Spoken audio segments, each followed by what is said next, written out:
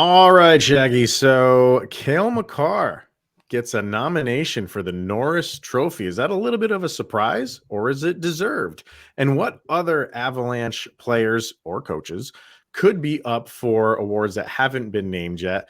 And yes, the season is over. So how does that affect Kyle and I and our viewing habits for hockey? And then what are we doing away from the ice with this off season? A lot to get to on this episode of Locked On Avalanche, coming at you right now. You're Locked On Avalanche, your daily podcast on the Colorado Avalanche. Part of the Locked On Podcast Network, your team every day.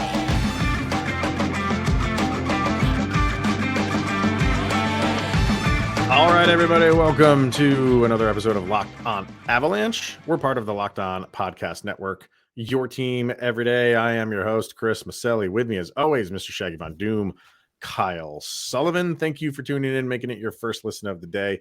That's always appreciated. Make sure to follow us on our social media outlets, LOPN_Avalanche on Twitter, Locked On Avalanche on Instagram. Questions, comments, concerns, and opinions, LockedOnAvalanche@gmail.com. Follow us on our YouTube channel over on YouTube. Hit subscribe, get notified when a new show goes live. And why not subscribe to our subtext? Link for that is in the show notes below, where you can subscribe and chat with Kyle and I on a one-on-one basis.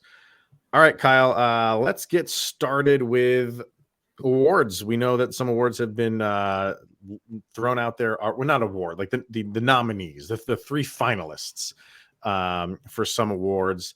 And they came out with the Norris Trophy today. And I got to say, I was a little bit surprised that Cale Makar is a finalist to win what would be his second straight Norris Trophy for best defenseman in the league. He's up with Adam Fox from the Rangers and Erik Karlsson from the Sharks. And you got to feel like this is Karlsson's to lose. But were you a little bit surprised Cale was one of the final three? And what are his chances? I honestly, when I saw his name dropped, I was like, oh, this is interesting. I agree with you. This is Erik Karlsson's to lose. Sure. But this would be Cale's runner-up. He's a fantastic story. All the everydayers that listen each and every day, anytime Cale Makar is brought up, the word generational is thrown out right all the time. And that's what Cale Makar is. So every time this award is going to be handed out, anything for valuable defense, it's Cale Makar's name's going to be in the mix. And even though he had a shorter season this year, he still made an impact. And there was a point in time that he was leading in some stats. So yeah, he fits, but again, it's kind of a catch-22. For a lot of other Avalanche members in categories for awards, there are better stories this year, and some stories are continuing. Yeah, I think the main thing that is going to stand in the way of Makar winning this again is the games played, right? Like everything else lines up for him to be up there with, stat wise. If you play 61 games, I think, if you expand that out to a full season, he's right up there with everybody. Yeah. In his 61 games, he had 68 points. And I always take that I'm not so much invested in what they did offensively. That's part of the equation. In today's hockey, in today's NHL, what a defenseman does on offense is part of the equation. Yeah. And I don't get too much wrapped up in the offensive numbers for a defenseman. You pay attention to them because it's really impressive. And what guys like him and Karlsson and even Adam Fox are doing is impressive, right? But you got to look at the defensive side too. And all three of those guys are very good defensemen. But I think what Karlsson did, I don't think there's any way that Makar beats out Karlsson, and I don't even know if Makar will finish second. Really? And I think it all comes down to the games played. And that's why I think it was surprising that he even made it, because you just talk. This is like an award like for the year, right? It's just what you did for this year. And because if you were talking about just best defenseman year in and year out, you're probably giving that to Cale Makar every single year, but it's not how it's done, and I completely understand that. That's how it should be done. But so if I'm sitting here saying like, oh, I'm really surprised Cale Makar was in the final three, who else would be up there? And I think you can put some defensemen in that mix. To me, like Rasmus Dahlin like stands out. I think he's a fantastic defenseman, and I thought he was going to be in on it. So if Cale Makar even played 10 more games, then yeah, I think like he's definitely in. He's a shoe-in for it, and maybe he still wouldn't win it because I think this is Karlsson's to lose. But maybe I would feel like he probably might finish second rather than third, just to get 10 more games. But I think being out 20 games, I think 21 games, really, really hurts his chances in this. Yeah, I see that, and there are some really quality defensive candidates out there, but it's one of those that also in that same vein that if you're giving out awards for defensive talent and Cale Makar's name's not up there, regardless of how many games he's played, the games that he plays, he makes a difference. Yeah. He's one of those, you talked about his offensive play. That's only because it's a compliment to his defensive play, because he makes you make a mistake to where he burns you on offense. He plays defense so well that it's a blurb when people are talking about playing the Avalanche. Yeah, you talk about your offensive firepower that you have, but it's Cale Makar that just constantly challenges you and grinds you down. He's one of those players that everybody watches. Like, you pay attention to defense because of Cale Makar. Sure. So if you're giving out an award and Cale Makar's name is not in the mix, it's one of those, does everybody just start saying, does the NHL even pay attention to their own product? Because Cale Makar, he could play 20 games and still have just as much of an impact as somebody who plays 82. Yeah, there's some truth to that, sure. For Adam Fox, I'm just looking at his stats right now. Like, he played all 82 games, and he had 72 points in those 82 games. And so Cale Makar with 68 points, right? Yep. In 21 less games. So he almost matched Adam Fox's output for offense and played in that many less games. Yep. That's what I think, voters and stuff are looking at.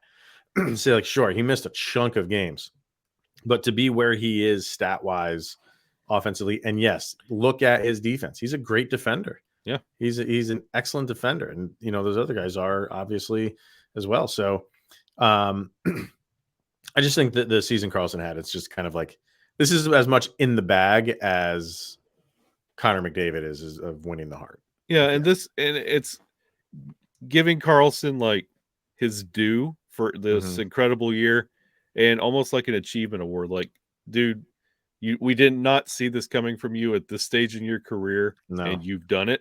Yeah, like there's so much wrapped into this story, and honestly, as an Avalanche fan, I'm happy to see it. Yeah. So it begs the question, there's a couple more that have not been named yet. And I said, who's going to win the Hart, but who are the other two nominees for that? And any other, pretty much you have the Jack Adams with head coach. And do you think Bednar should be involved in that? I think he absolutely should be. And he's another one I don't think is going to win it. That's obviously going to Montgomery at Boston. But I think Bednar should absolutely be nominated. And McKinnon is an interesting one because he's kind of in the same realm with Makar. Didn't play as many games, but the games that he did play to come up with 111 points, that's incredible.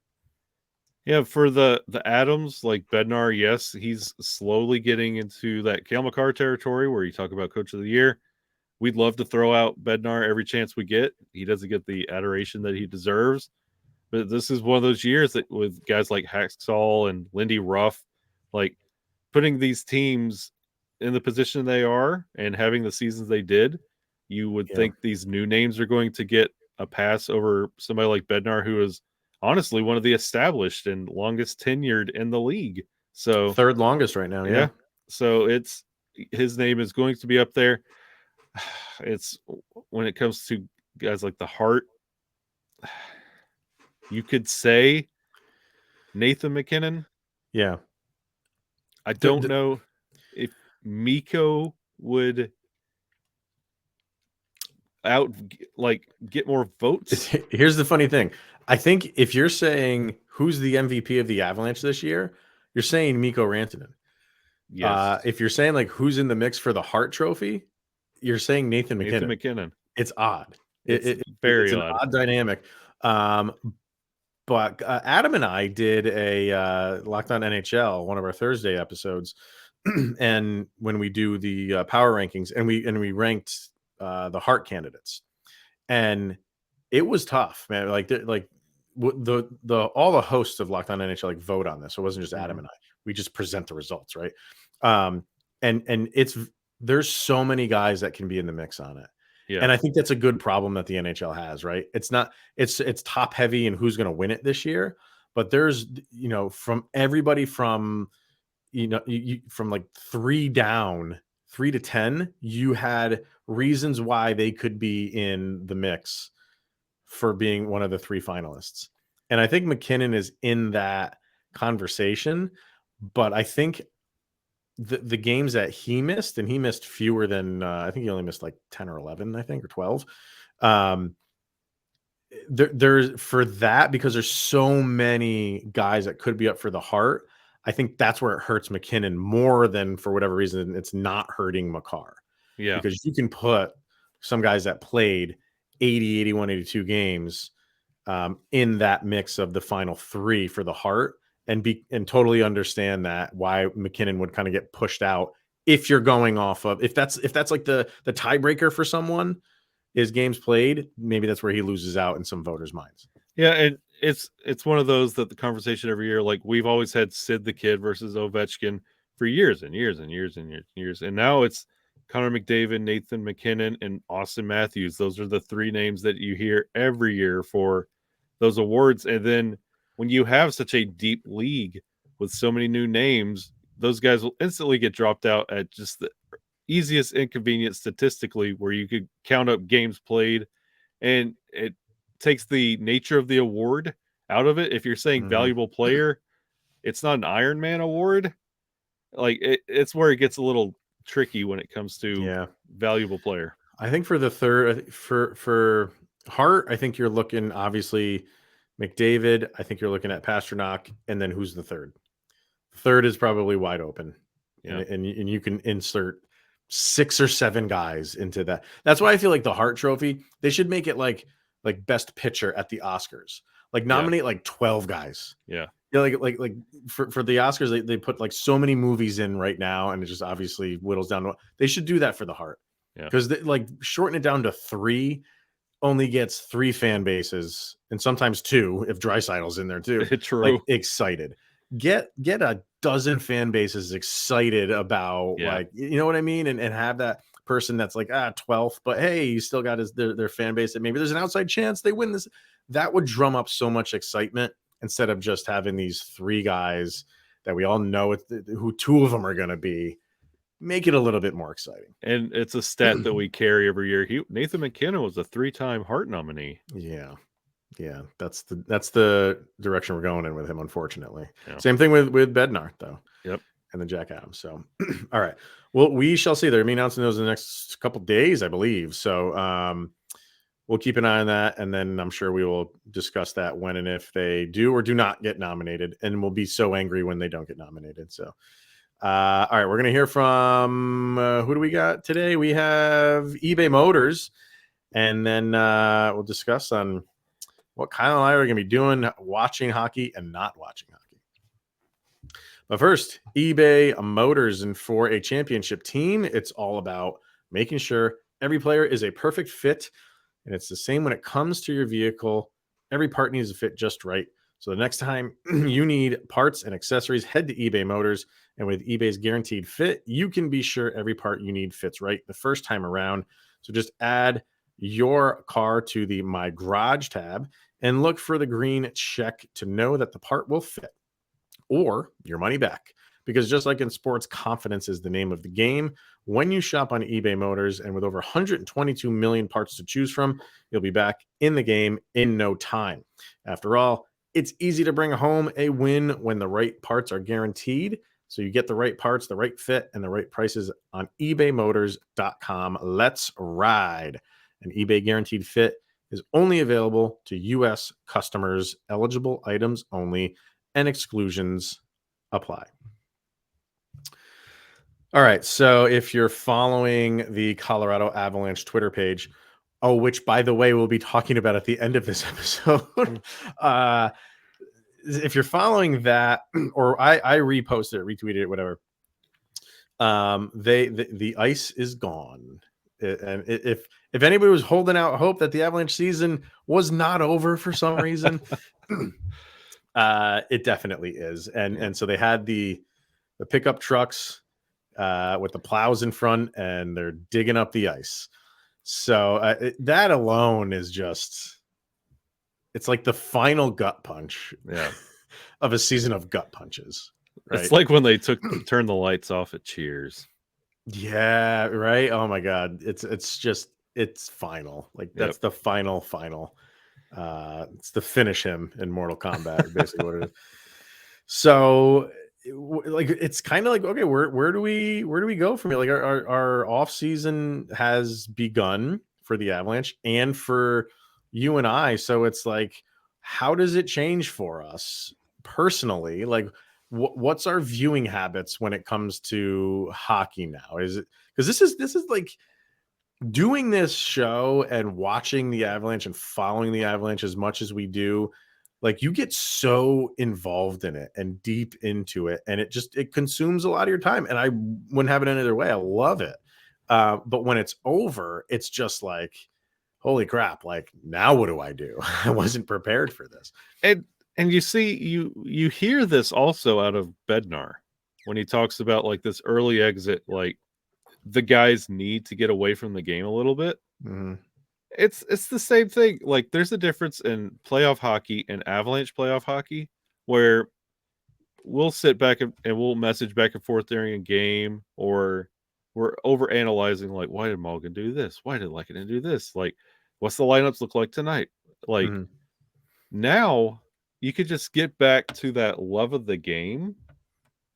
There's no interest. Like I was rubbing it in your face the other day that I was wearing the Devils jersey, but like, I can passively watch the Devils and I don't care how the lineups are. I don't care who said what and who's going where.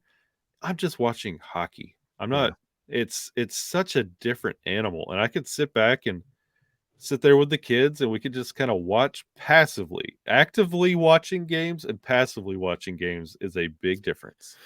When I did the the crossover with Erica of Locked On Kraken, and like before the series started, when we were finishing up the episode and she was saying like, oh, she's gonna have a watch party with Kraken fans, and she threw out all the information and she's like, what are you gonna do? And I'm like, I can't do that. Yeah. Like I can't. I cannot sit with like a bunch of people if it's the Avalanche, right? If it's the Avalanche, I have to like watch and be zoned in on the game. And you're watching, like when there's a goal scored, you're watching the replays to see if it's against the Avalanche, what went wrong. Yep. If it's for them, how it materialized and how it came to be. When there's penalties, you're looking at like, how could have been like you're micromanaging the game while you're watching it. Yep. And it becomes easier when you watch it for as long as you've been watching it. You're just like, it's second nature to watch these things. But now it's like, you're right. It's just when a goal is scored, hey, a goal was scored. I don't sit there and need to go through everything with like a comb, fine tooth comb to find out why. Yep. Just, hey, a goal was scored. Other than that, I don't care.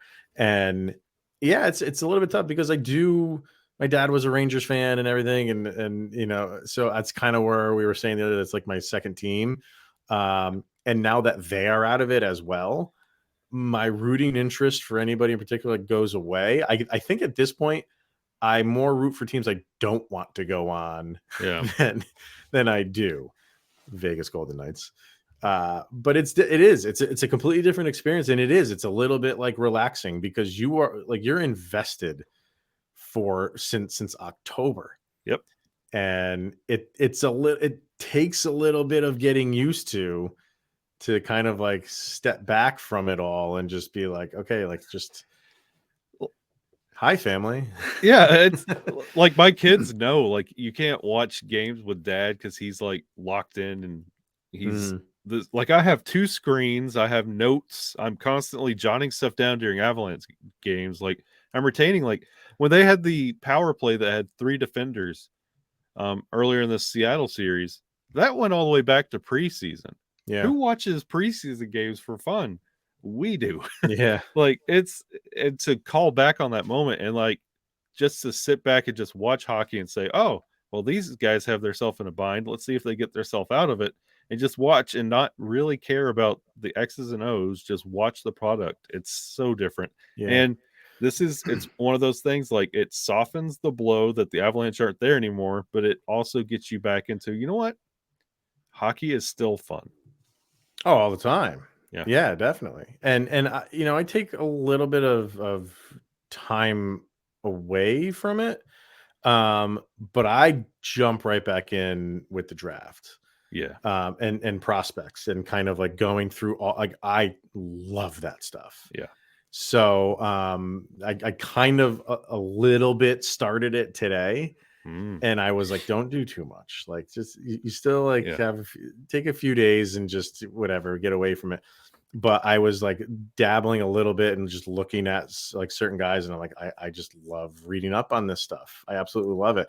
And last year, because the season ended later than usual, so the vacation we took as a family was during the week of free agency. Yeah. Do you think I could get away from NHL free? I couldn't. I was on vacation, and it was just I had to. That's big. It just timed up that way. It wasn't intentional, but because, like I said, the season ended a little bit later. So you still get back into it with stuff like the draft and free agency. So it never fully goes away. But the day in, day out, I still do it with the Avs. I'll still pay attention, obviously, every single day what's going on with the Avalanche. But league wide, I'm checking NHL every once in a while. But you have to step away from it for a little bit, because I wouldn't get sick of it. But it's like, no, there's other things that we got to do too. Yeah, that's usually the day after the cup is awarded. I take a good couple days and just like decompress, like put the season behind me, and then you get that little bug where you're like, let's see how this team's going to look next year, and can they really afford to keep that team together? And then you start looking and piecing things together, and then before you know it, you're prepping for the next season. And then what do you do off the ice, so to speak? Because I love that the hockey season is when it is, because you basically have the summer off. Yep. There's always like family vacations, and you and I are both dads of 2, so that's pretty much what it is. You just like dive into family events and enjoy that stuff, and then the fall comes quick though. Yeah, and I do online college, and like that's year round, so it's like I have a little bit more time to like extend my college now that I don't have hockey games at night. But see, the thing is, if you're a sports fan of any kind, the season's over for hockey, and then it's just beginning for your football, and like everything's getting ready, and you got baseball going on right now. It never really stops, so you get to enjoy the family and enjoy life a little bit more. But before you know it, the season comes really quick. And the start of hockey season, which usually coincides within a couple weeks of the basketball season, but October is the best. Yeah. It's the best, weather-wise, and you have all 4 major sports being played at the same time. It's the only time of the year where that's really happening. So, you just kind of like dive right back into it. So I kind of want to know what people out there, and that's the other thing I do is catch up on podcasts that I've been neglecting for a while. Yeah. Because I listen to so many hockey podcasts, and I put all that stuff aside. And now that I have time, like I make notes of all of them, of like ones that I want to go revisit. And I'm doing that right now. So I kind of want to like, what do you guys out there in podcast land? Like when Avalanche hockey is done and you move away from the sport a little bit, other than listening to Lock On Avalanche during the off season, what are some things that you guys like to do? We want to hear about it. Yeah. How do you prepare for your off season? Yes. Would love to know. One thing that is also happening over on the social media platform known as Twitter. I don't know. I'll just say this right off the bat. I don't care. I don't care, but it is interesting. People were pointing out that the Avalanche Twitter page, the number of people that they follow dropped dramatically. So they unfriended tons of people. I believe like hundreds of people. I don't know what they're how many people they were following before they did this purge, but I think it was like in the thousands. And now they are only following like 200 and something people. And there's a lot of fans who take offense to that. Like, yeah. And I did notice a big difference between 2 years ago and this year. There was not a lot of interaction with whoever's running the Colorado Avalanche Twitter page. There were times where you would comment and they would comment right back. Yeah. They would throw out some funny tweets and stuff like. You didn't get a lot of that this past year. The interaction was really down from the year prior. And now you have this, and then someone saw that on, I don't know if it's on it must be on the Avalanche website or on the Kroenke Sports website. They have an ad up to hire a new social media manager. So I don't know if this person was fired and on the way out just had an unfriend party or what. In the grand scheme of it, I could care less about this, but I do find it interesting. I would apply for that position, but my application is still pending writing the NHL schedule for next year. And mine's in for Department of Player Safety, so we're booked. Yeah, I mean, I got to be prepared for that callback. But it is interesting. It is weird. Like, yes, it definitely felt like there was not a social movement, and I didn't really think of it until someone pointed it out in all these comments. Someone was like, they said something to that effect. I'm like, you know what? The difference between 2 years ago and this past season was night and day. Yeah, your interaction with the fans. And come on, the one way our way thing that had. What was that? Was that what got this person fired? Yeah, that's what it was. He's like, you know what? I'm sorry about not being active on Twitter. Let me come up with our playoff saying, and that's what it was. No, it is weird. And if you ever, I can't remember where it was, but it was sometime last year. Like they still followed like Matt Duchene and a bunch of former Avs. So in my mind, I'm like, well, maybe they're cleaning house, but to go down to like 200, yeah, it's weird. They're turning their backs on us. They won't let us paint the ice. Yeah, no painting the ice this year. Painting the ice. Brought it up. Are we moving to Quebec? I don't know. Make of it what you will, but it is interesting. There's some interesting things going on behind the scenes with the Colorado Avalanche. And I think you know what I'm talking about with the other one, but I don't know. We'll see what happens. Maybe this new person that they hire kind of goes back to a couple of years ago where they're a little bit more fun and engaging. But again, if you have theories on that, let's get some crazy conspiracy theories going. Why not? Let's do that on why the Avalanche are purging the fans that are following them. Doesn't make sense to me. This is your fan base. These are your people. Yeah, we're cool. I know.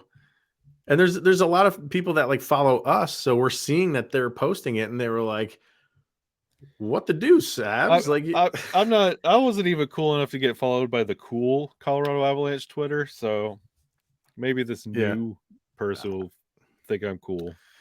You know what we're gonna do is I was gonna reach out to her anyway, and have Katie Gauze on Yeah. again pretty soon. I'm giving her like a couple weeks to like we're talking about now is just decompress. Maybe she has an answer. She's still being followed by them, so maybe she knows what's going on behind the scenes. So we'll reach out to her, see if we can get some answers. Investigation. This is like investigation off season for the Avalanche. This is It's crazy. like it's almost like Tron. Yeah. We're seeing how everything works.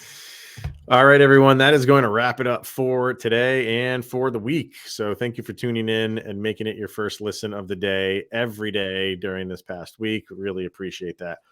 We will be back on Monday. We are talking with Adam. We are probably going to be doing a crossover with him at some point next week. Locked on former Stanley Cup champions. That'll be a good crossover. So that's going to wrap it up. Thanks, everyone. He is Mr. Shaggy Von Doom, Kyle Sullivan. I am Chris Maselli. This is the Locked On Avalanche podcast. Enjoy the weekend. We'll see you guys.